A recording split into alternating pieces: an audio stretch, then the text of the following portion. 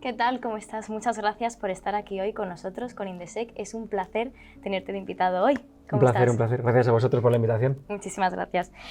Bueno, Enrique, eres ingeniero informático, graduado en la Universidad Pontificia de Salamanca y llevas 15 años en el mundo de la ciberseguridad. ¡Wow! ¿Puedes contarnos un poco de tu trayectoria? Sí, pues mira, yo empecé muy pequeñito, tenía 14, 15 años, que a día de hoy ya se considera tarde para tener tu primer ordenador, pero en esa época, yo soy del año 91, con 14, 15 años tuve mi primer PC y cuando me lo regalaron dije, oye, porque si yo tengo un ordenador y me conecto con otros amigos, no puedo ir un poquito más allá. Esas barreras de internet, ¿quién las ha creado? Entonces, bueno, empecé a hacer pruebas de temas de ciberseguridad, luego hicimos un grupito de amigos, temas como, oye, si puedo, pues quizá puedo controlar el ratón de otra persona, puedo ver por la cámara de otra persona, con el típico Messenger de antiguamente. Y entonces creamos un grupo de hackers que quedábamos todos los viernes de 7 de la tarde a 10 de la noche, hasta hace relativamente muy poquito tiempo, que luego ya nos hemos hecho más mayores, viajamos mucho y cuesta más mantenerlo. Pero hemos estado, desde que tengo 14, 15 añitos, quedando cada viernes para ver temas de hacking muy novedosos que nos permitieran ese mismo sábado, o sea, el día siguiente, poder hackear algo, y todo esto por el hecho de aprender, de seguir superándonos y obviamente nunca para hacer el mal, ¿eh? Eso es importante.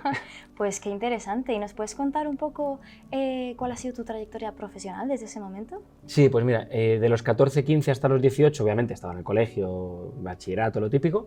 Luego estudié Ingeniería Informática en la Universidad Pontificia de Salamanca, que has comentado, en el campus de Madrid. Y realmente ahí, cuando tenía 21 años, dije, voy a intentar ir a una de las grandes corporaciones típicas, ¿no? Pues están Google, Apple, IBM, y dije, voy a intentar IBM, que ya ser becario era muy complicado, había muchas opciones, pero mucha gente aplicando a ellas también, pero lo conseguí. Entonces, con 21 añitos, 21, 22, entré en IBM y tuve la posibilidad de estar en una gran empresa que te permite moverte mucho. Entonces he estado desde temas de hacking ético, muy técnicos, temas de configuración de máquinas, de estar en data centers a muy bajo nivel, hasta consultoría, tema de advisoring, que fue un poco más al final, mi último proyecto. Y tuve la suerte también de que ya que estás en una gran empresa, pues poder viajar a Estados Unidos, estuve en los headquarters de IBM Security, que están en Boston, hacer simulaciones de ciberataques por Estados Unidos y por toda Europa prácticamente, y estábamos más o menos cada 15 días en un país diferente, trabajando con diferentes instituciones públicas o privadas para ver cómo se responde a un ciberataque. De hecho, un mensaje que solíamos comentar es, oye, si tú haces simulacros de incendios, cada año hay que desalojar la oficina una vez, lo típico, ¿por qué no haces uno de ciberataques? Porque esto no se suele hacer. Y es justo lo que hacíamos, sesiones de entre 4 a 8 horas de, oye, te ha entrado un ransomware, ¿cómo respondes? ¿Qué hace el departamento legal? ¿Qué hace el departamento de comunicaciones? Es decir, no solo una respuesta técnica, sino una respuesta global a todos los niveles, ¿no? Y como digo, a nivel privado, incluso a nivel militar también. Y de hecho, después de esto, me surgió una oportunidad un poco extraña que muy poca gente entendió en mi entorno, que es dejar IBM e irme a una startup de Israel de apenas 30 empleados que había levantado un poquito de capital y no mucho más. ¿Te fuiste allí? Bueno, estuve yendo y viniendo, estuve en Madrid, algún tiempo tuve que ir a Israel, luego otro tiempo estuve también en Nueva York. Entonces, ¿qué ocurre? Esta startup tenía un producto que era para mí mágico, que digo, si esto funciona, o sea, me ha enamorado. Básicamente la startup se llama Simulate, Mulate se escribe. Y esta startup lo que hace es simular ciberataques. O sea, un poco lo que yo hacía a nivel de respuesta a incidentes, por así decirlo, pero a nivel técnico como tal. Es decir, te instalo un software en tu empresa y te digo, voy a enviarte 10.000 correos electrónicos, a ver cuántos bloqueas o cuántos no. O voy a intentar que este ransomware se expanda por toda tu organización, a ver cuándo lo paras, si es que lo paras, ¿no? Entonces, este software me pareció maravilloso, me encantó. Tuve la oportunidad de, sobre todo, también trabajar para una empresa muy internacional. Estuve hablando con clientes en todas las partes del mundo, gente muy diferente también con la cultura, la religión, o sea, al final, empresas israelíes muy más diferentes de lo que pensamos. Y de hecho eso ya lo vi incluso en Europa, ¿eh? O sea, en IBM, cuando iba a países nórdicos, ya se ve lo diferentes que somos tan cerca. Entonces ya cuando tienes la opción de trabajar muy a nivel global, creo que es muy interesante. Y entonces tuve la opción de irme de IBM a Simulate, que eso, por ejemplo, mi familia pues dijo, pero si tienes ya IBM, gran empresa, tu sueldo, muy lo que se buscaba antiguamente, ¿cómo te vas? Pues sí, me terminé yendo. Y después de Simulate llegó el COVID, tuvimos que volver a España, bueno, fue un poco follón, y dije, oye, es el momento, vamos a estar encerrados X meses, tengo amigos que quieren montar algo desde hace tiempo, yo quiero montarlo también, ¿por qué no lo hacemos? Y hemos estado básicamente pues, toda la parte de confinamiento y un poquito más desarrollando y programando una plataforma que permita entrenar de manera práctica cómo hackear. ¿Vale? Porque yo hago una pregunta que muchas veces la gente no sabe responder, que es, oye, ¿cómo te fías? cuando tú contratas a un hacker, porque vemos noticias de este banco o esta gran empresa del IBEX ha contratado 100 hackers o busca 200 hackers. Digo, vale, ¿cómo sabes que esos hackers son hackers y no ciberdelincuentes? Porque es que antiguamente yo cuando empecé lo hacíamos los viernes, pero claro, tienes que hackear cosas reales para aprender. Sí es verdad que luego, esto fue en 2005-6, en 2011 cambió la ley. Entonces, si tú hackeas o intentas hackear a una persona es delito. Por lo tanto, ¿cómo puedes ser hacker si cuando tú lo intentas llevas a ir a la cárcel? Pues vi un vacío ahí muy fuerte y vi necesidad de talento en ciberseguridad. Y es por eso por lo que hemos creado HackRocks. Que HackRocks es una empresa de formación en ciberseguridad, tanto a nivel cualquiera en su casa, hasta a nivel corporativo, incluso militar, muy profundo. De hecho, hemos realizado, por ejemplo, las Olimpiadas Cibernéticas de Latinoamérica con la Escuela de Guerra de Colombia y fue un éxito total y es muy impactante también ver a todos los militares con los PCs, ¿no? En un mundo tan de pantallas, de repente todos vestidos de militares hackeando. Pero es que hace falta este tipo de campos de entrenamiento donde puedas aprender hacking sin tener que hackear de verdad a un banco, por ejemplo, claro. Es justo lo que te iba a decir. Bueno, seguro que tu experiencia en la empresa de Israel fue súper enriquecedora y de ahí pues adquiriste experiencia para aventurarte a montar HackRocks. Bueno, justo. Cuéntame un poco en HackRocks. He visto en vuestra página web que hacéis formaciones. ¿En qué consiste esto? Pues mira, tenemos formaciones para cualquiera que quiera entrar desde su propia casa, para gente de la calle, por así decirlo. Empresas que están orientadas a empezar a aprender, porque vimos también un gap muy fuerte. Hay muchos cursos de especialización, pero hay pocos cursos para la gente que quiere entrar en el sector, ¿no? Que la gente dice, no, si no llevas una camiseta negra como esta, no puedes entrar. No, todo el mundo puede, pero es verdad que al principio cuesta o no hay mucho material. Por eso lo hemos querido orientar para gente en casa que empieza, y a nivel corporativo o público estamos colaborando con diferentes instituciones para entrenar, por ejemplo, a perfiles técnicos. Es decir, si tienes a 100 programadores, o no 100, a 10, ¿no? Que te están haciendo tu página web, quizás es la página web más bonita del mundo, la más optimizada para SEO, te encuentra todo el mundo, pero si mañana te la hackean, estás muerto, ¿no? Tu startup puede morir. Por eso lo que hacemos es entrenamiento a perfiles técnicos, cuando te hablo a nivel corporativo o incluso universitario. Estamos también con universidades para que la gente que estudie ingeniería informática, telecomunicaciones o propios grados nuevos que hay en ciberseguridad, que puedas tener una plataforma donde de verdad aprendas a hackear, porque hackear sin tocar es imposible. O sea, hackear se aprende hackeando y no puedes aprenderlo solo leyéndote 4 teorías, que hasta ahora es lo único que había, porque esto es algo muy nuevo y que desde hace 10-15 años es que ni siquiera existía casi esta necesidad. Ya veo que estás completamente versado en temas de ciberseguridad. Y hablando de cosas nuevas, te voy a lanzar un concepto, inteligencia artificial. Y con esto te digo una pregunta.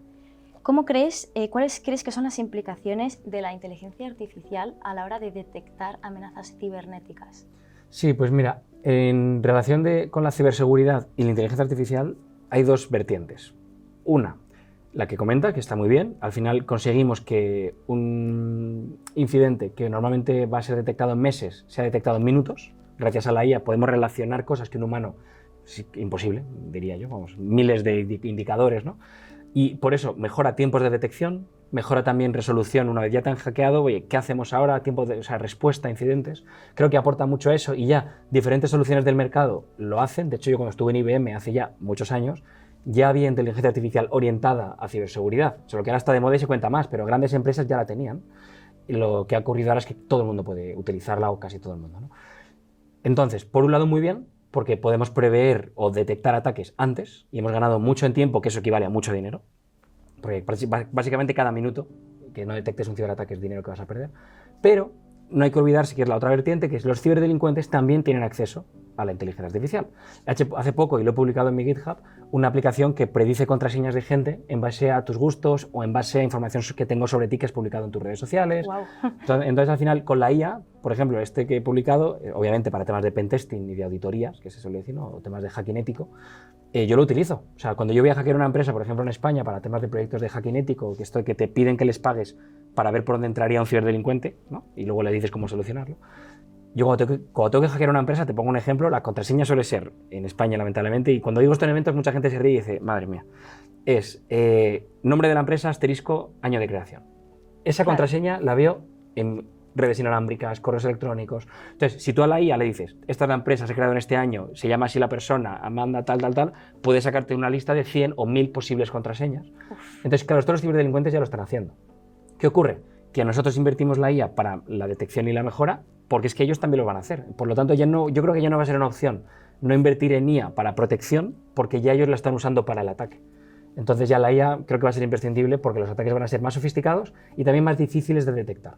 De hecho, a nivel de usuario final, cuando llegan ataques de phishing, que te piden usuario y contraseña, te intentan engañar, antiguamente el ataque era muy masivo y muy hola, ta, ta, ta. Ahora no, ahora hola, tu nombre. Sé que este es tu DNI y sé que te comportas de esta manera, sé que eres tú y esta es la prueba de que te he hackeado. Caemos como peces. Claro, y es mentira, pero te enseñan información tan tuya, porque la han podido recolectar o con IA darle forma, que los ataques son más sofisticados y más difíciles de detectar. Qué peligroso.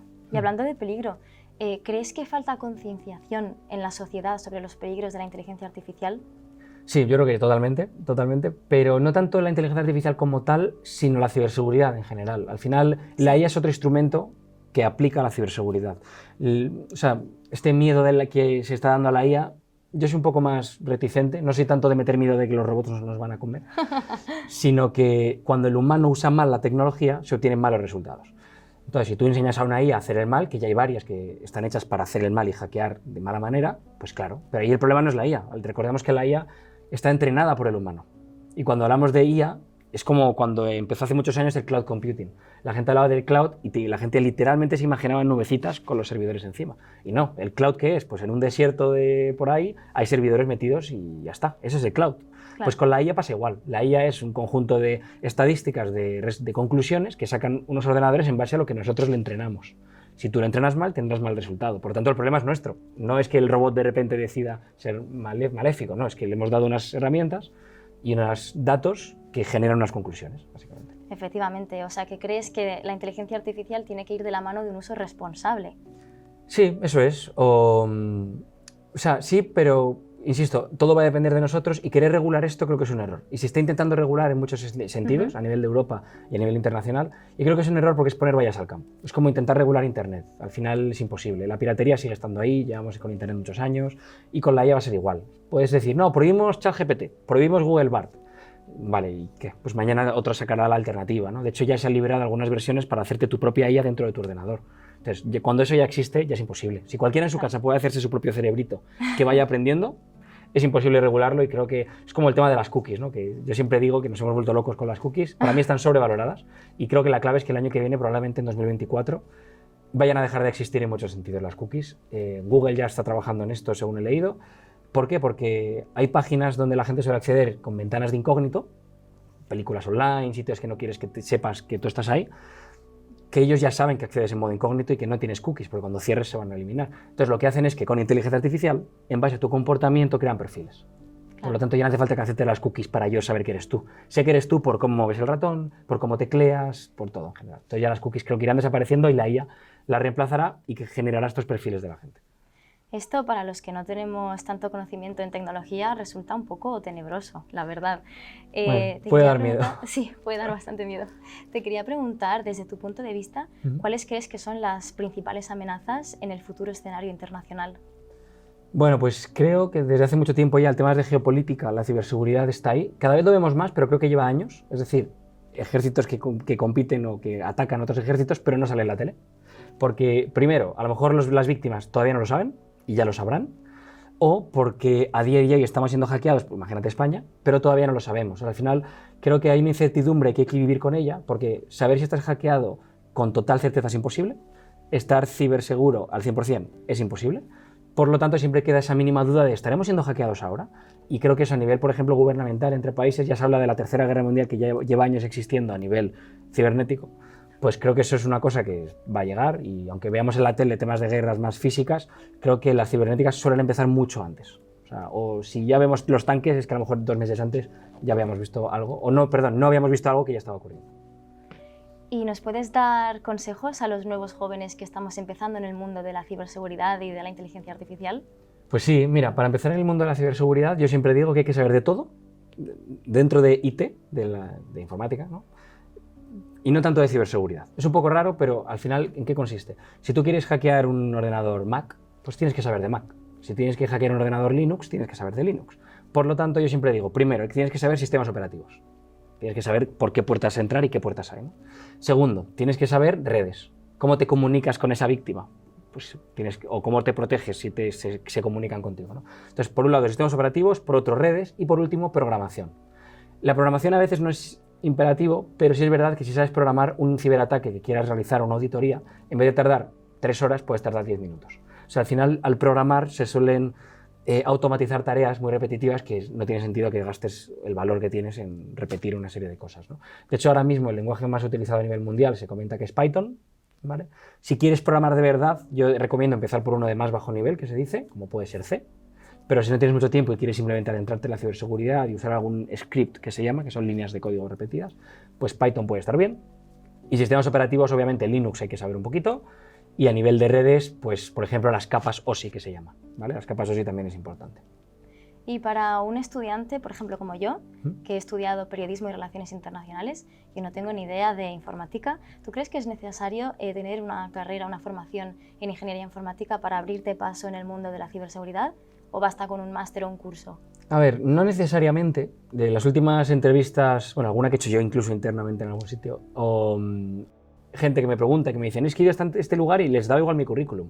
O sea, al final, en este tipo de entrevistas, si quieres ser un perfil muy técnico de hacking, por ejemplo, te piden que hackees algo en directo. O sea, te pueden decir, vale, tienes este título, este curso, este grado universitario, hackeame de aquí. Ponte conmigo a ver cómo lo haces, ¿no? Entonces, ahí tienes que demostrar que sabes. ¿Qué ocurre? Si es verdad que yo creo que, por ejemplo, un título universitario pues aporta mucho, ¿vale? Hay gente que dice, no, en informática tampoco se aprendía nada. Yo sí aprendí mucho. Te da una visión y una abstracción mucho más grande de lo que tienes delante, te obliga a pensar diferente y muchas veces en ciberseguridad hay que ser creativo.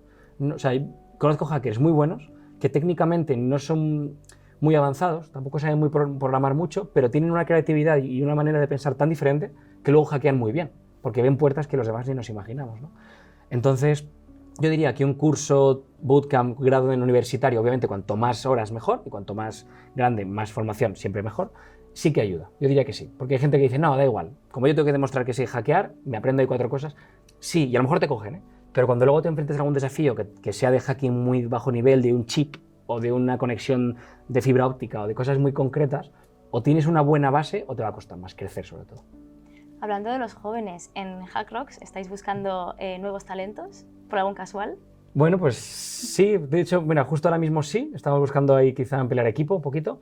Hemos tenido gente que ha estado de becario con nosotros, gente que directamente contratada. Al final nos cuesta mucho porque es difícil tener gente, o sea, en HackRocks, ¿qué estamos haciendo? No es tanto hackear a otros, sino montar un entorno con alguna puerta abierta para que otros la encuentren y la hackeen y aprendan. Y la gente no se puede imaginar, o la mayoría, lo difícil que es crear un reto o un ejercicio de este estilo. Porque cuando tú configuras un servidor, lo configuras seguro, para que no te lo rompan. Pero claro, si la puerta que abres es muy evidente, es muy fácil. Si no es tan evidente, ya es muy difícil. Entonces, cuesta mucho encontrar gente válida porque, por ejemplo, también nuestros ejercicios son simulando situaciones reales. O sea, hay un nivel de gamificación muy grande que a lo mejor tienes que montarte una película. Eres un espía que estás en este país, estás infiltrado, sacas un mensaje cifrado por radio, tienes que descifrarlo. O sea, esa creatividad de montar una peli, los informáticos como yo a veces no la tenemos. Porque nos cuesta, somos más de código, ¿no? Entonces a veces que nos cuesta mucho encontrar gente técnica que a la vez no sean tan técnicos, que sean capaces de salir un mundo de las pantallas y montar una película que simule una situación real, por ejemplo. Claro. Y los ciudadanos de a pie, ¿cómo podemos hacer para protegernos más todavía de un posible ciberataque? Sí, pues mira, yo hay un consejo que siempre doy, que es el del doble factor de autenticación.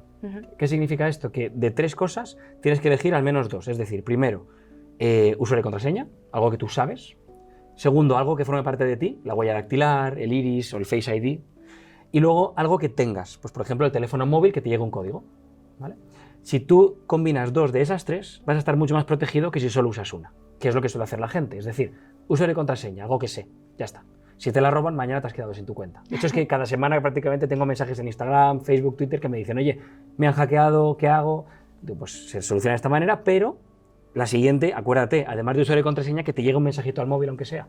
Claro. De tal manera que si el ciberdelincuente te ha robado las contraseñas, si no tiene tu móvil no va a poder entrar. Entonces, ese pequeño matiz, que por cierto está tanto en redes sociales como en el propio WhatsApp. O sea, en WhatsApp, si vas a ajustes, seguridad, puedes crear un código PIN. Porque recordemos que cuando tú instalas WhatsApp en otro dispositivo, ¿qué te pide? Un mensaje de texto. Claro. Si mañana te duplica la tarjeta SIM o te roban el móvil, me descargo WhatsApp, pongo el mensaje de texto y acabo de hackearte el WhatsApp. ¿Qué ocurre? Si pongo un PIN, ya no, porque cada vez que inicio sesión en un nuevo dispositivo, tengo un codiguito único que solo yo sé que puede hacer que me proteja mi cuenta, incluso si tienes mi tarjeta, que es la clave de esto. Al final, combinar más de un método de autenticación. Enrique, pues ahora tengo mucho miedo. Pero es que puede ocurrir, ¿eh? De hecho, la gente me dice, mira, yo no soy el presidente del gobierno, me da igual, ¿quién me va a querer hackear a mí? Y es que eso es un error absoluto. Es un error. Claro, porque tú imagínate que tienes 100 seguidores en Instagram. Oye, ¿quién va a querer hackear mi cuenta porque no tengo millones? Ya, pero es que a lo mejor hackean tu cuenta, la meten dentro de un paquete y se la venden a otro. Y esa cuenta luego extorsiona a otra persona o comete varios delitos haciéndose pasar por otra persona y la policía o autoridades de que X país van a ir a tu casa. Y van a decirte, oye, es tu cuenta de Instagram la que está robando dinero. O estos típicos mensajes que te llegan de SMS.